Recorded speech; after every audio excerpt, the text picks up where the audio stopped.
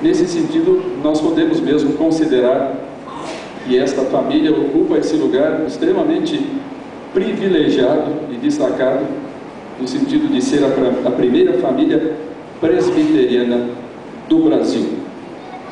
É interessante examinarmos o histórico. Eu tenho aqui em mãos umas cópias xerox das primeiras páginas do livro de atas da igreja de Brotas. Então é interessante a gente ler aqui na letra do reverendo Blackford, a sua caligrafia nem sempre muito correta, o que era natural, porque se tratava de um missionário norte-americano chegado ainda há poucos anos ao Brasil, mas ele contando como começou a obra evangélica, a obra presbiteriana lá em Brotas, que acabou eventualmente alcançando a família Gouveia.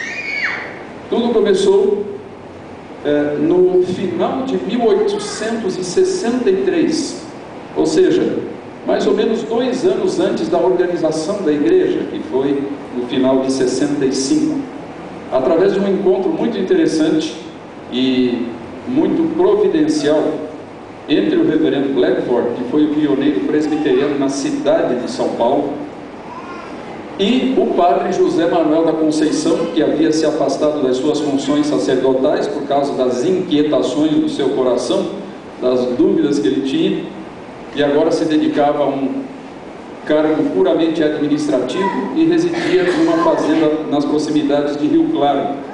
Então o reverendo Blackford fez uma visita a esse padre e deixou com ele cópias da Bíblia Sagrada e uns livros e folhetos, como ele vai descrevendo aqui, os quais, esse material, o reverendo Conceição, ou então o padre Conceição, levou para Brotas e distribuiu lá entre alguns dos seus antigos paroquianos, daquela época em que ele tinha sido sacerdote na cidade de Brotas. Diz o reverendo Blackford que em setembro, então, do ano seguinte, um outro senhor relacionado lá com a cidade de Brotas, Antônio Martins Borges, foi a São Paulo visitar o reverendo Blackford e novamente, ao voltar para Brotas, levou Bíblias, livros religiosos e folhetos. Então a preparação do terreno foi feita por essa literatura. E ao longo, então, do ano de 1865, que foi o ano propriamente da organização da igreja, a vila de Brotas e também as fazendas ao redor receberam a visita de muitos missionários presbiterianos. O próprio reverendo Blackford fez uma visita bem no início do ano, em fevereiro de 1865, e ele diz que pregou o Evangelho pela primeira vez. Então, ao que parece, a primeira pregação evangélica na vila de Brotas, no domingo 5 de fevereiro de 1865.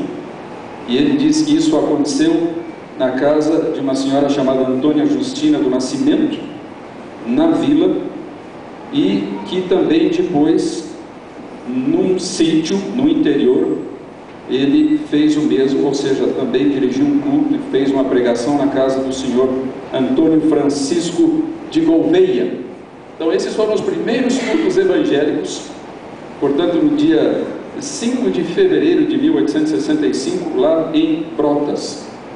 2 meses depois, em abril, ninguém menos que o reverendo Simonton, o fundador da obra presbiteriana no Brasil, também esteve em Brotas, acompanhado desse personagem igualmente importante e destacado, que foi o reverendo Chamberlain. Então eles visitaram a região, pregaram muitas vezes. Em junho e julho, então parece que sempre em espaços aí de 2 meses, houve a visita de um conhecido colportor, vendedor, um distribuidor de Bíblias, muito conhecido na história do protestantismo brasileiro, que foi o senhor Manuel Pereira Bastos. Então ele passou algum tempo ali na vila de Brotas. E finalmente, então, nos meses de outubro e novembro, os senhores Conceição e Blackford, Conceição a essa altura ainda não tinha sido ordenado, seria ordenado brevemente, Então fizeram aquela última visita que resultou na organização da igreja. E aqui então nas palavras do próprio reverendo Blackford, no dia 13 de novembro, reunidos na casa do senhor Antônio Francisco de Gouveia, o senhor Conceição pregou, assistindo mais de 30 pessoas. Em seguida, foi organizada a Igreja Evangélica Presbiteriana de Brotas, professando-se e recebendo o rito do batismo 11 pessoas, com as quais celebrou-se pela primeira vez a Santa Ceia do Senhor. E depois, se folhearmos o mesmo livro de Atas da Igreja de Brotas, o livro original, o primeiro livro, nós vamos encontrar lá a certa altura o hall de membros, e aqui estão os nomes bem conhecidos de vocês, né? Aquele que se tornou o membro número 1, Joaquim José de Gouveia, e a sua esposa Lina Maria de Gouveia, 2 filhos deles, e em seguida Antônio Francisco de Gouveia são arrolados com Sabina Maria de Gouveia, e finalmente mais adiante Severino José de Gouveia com Maria Joaquina de Gouveia. E no rol dos menores também estão os filhos destes casais que foram batizados naquela ocasião. Os filhos maiores foram também recebidos por profissão de fé. Então essas foram as origens, esse foi o início da família Gouveia no Evangelho, na igreja presbiteriana. E à medida que o tempo foi passando, então mais pessoas, os muitos descendentes desses 3 casais iniciais foram se agregando à igreja, não somente a igreja de Brotas, também a igreja de 2 Córregos teve como seus fundadores membros dessa família. E nós sabemos muito bem que alguns anos depois, no local de origem dos Gouveia, ou seja, a cidade de Borda da Mata, no sul de Minas, também foi organizada uma igreja presbiteriana no sítio do senhor Antônio Joaquim de Gouveia, no dia 23 de maio de 1869. Portanto, apenas 3 anos e meio, mais ou menos, de diferença entre a organização da igreja de Brotas, a primeira do interior de São Paulo, a primeira do interior do Brasil, na verdade, e a igreja de Borda da Mata, a primeira do estado de Minas Gerais. Então, as 2 igrejas históricas compostas por integrantes desta família. E à medida que o tempo passa, então, nomes importantes vão surgindo na família, ou então de pessoas agregadas à família pelo casamento. Por exemplo, Maximina, uma filha de Antônio Francisco de Gouveia, veio a casar-se com o presbítero Joaquim Honório Pinheiro, uma figura muito importante nos tempos do presbiterianismo, e eles 2 então acabaram sendo os sogros de 2 pastores muito conhecidos. Então as filhas desse casal casaram-se com os reverendos Vicente Temudo Lessa, esse conhecido historiador do presbiterianismo brasileiro, cujo famoso livro Os Anais da Primeira Igreja Presbiteriana de São Paulo foi objeto de uma nova edição agora recentemente pela editora Cultura Cristã, e o reverendo Alfredo Borges Teixeira, que foi por muitos anos o professor da Faculdade de Teologia da Igreja Presbiteriana Independente. Temos também aquele outro ramo dos Camargo, né? Então Maria Honória de Gouveia, uma outra filha do patriarca, veio a casar-se com o presbítero Francisco Antônio de Oliveira Camargo, e foram os pais do reverendo Henrique de Oliveira Camargo, que exerceu o seu ministério em muitas cidades do estado de São Paulo e também no estado do Paraná. Uma figura notável da família, como vocês sabem, talvez melhor do que eu, foi o reverendo Herculano Ernesto de Gouveia, essa figura notável, que teve uma participação intensa nos concílios da Igreja Presbiteriana no Brasil, e foi o grande entusiasta do seminário presbiteriano, do Seminário de Campinas. Nos anos 20, houve uma ideia de se fechar o seminário de Campinas e também outros seminários denominacionais que havia no Brasil, e se criaram um seminário unido para todas as igrejas evangélicas brasileiras no Rio de Janeiro. De fato, esse seminário chegou a ser criado e por vários anos, então, essa ameaça esteve sobre o seminário de Campinas, e um dos principais defensores, um dos defensores mais ferrenhos do seminário de Campinas, da manutenção do seminário da Igreja Presbiteriana do Brasil, foi exatamente o reverendo Herculano Ernesto de Gouveia. E nós encontramos nos jornais da época os muitos artigos assim, muito enfáticos que ele escreveu nessa sua campanha em defesa do seminário presbiteriano.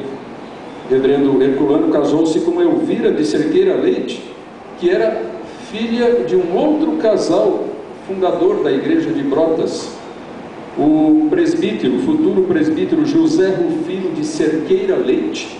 Então, o primeiro desta outra importante família a ingressar na igreja presbiteriana, e a sua esposa Gertrudes, que era ninguém menos que uma irmã do ex-sacerdote José Manuel da Conceição, sua meia irmã, apenas por parte de pai.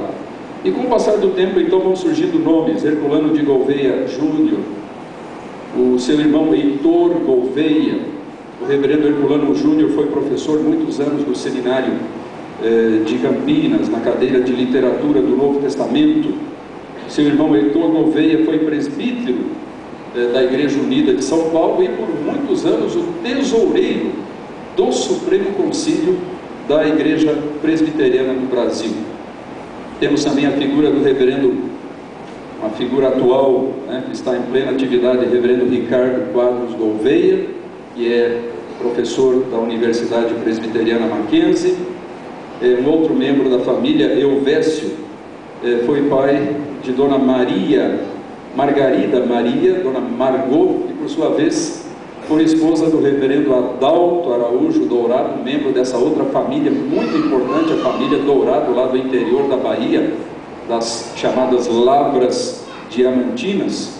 E também o ramo ligado à Igreja Presbiteriana Independente, do qual talvez o membro mais ilustre, mais conhecido, foi o reverendo professor Antônio Gouveia Mendonça, falecido há poucos anos atrás, bisneto de Joaquim José de Gouveia, e que se destacou como autor de muitos livros e como professor da Universidade Metodista, lá em Rude Ramos, e também nos seus últimos anos de vida da Universidade Presbiteriana Mackenzie. Então, irmãos, tudo isso desperta em nós esse profundo sentimento de gratidão ao nosso Deus pela maneira maravilhosa como Ele tem já por quase 1 século e meio atuado na vida desta família. Então nós estamos aqui reunidos exatamente para elevarmos a Deus o nosso preito de ação de graças, de reconhecimento por tudo que Deus tem feito na vida da família Gouveia, dos seus descendentes atuais. E o nosso desejo e a nossa oração é que Deus continue a abençoá-los ricamente e que esse legado, esse tesouro precioso que vocês receberam dos seus antepassados possa ser cultivado e possa ser transmitido com fidelidade às próximas gerações. Que Deus os abençoe.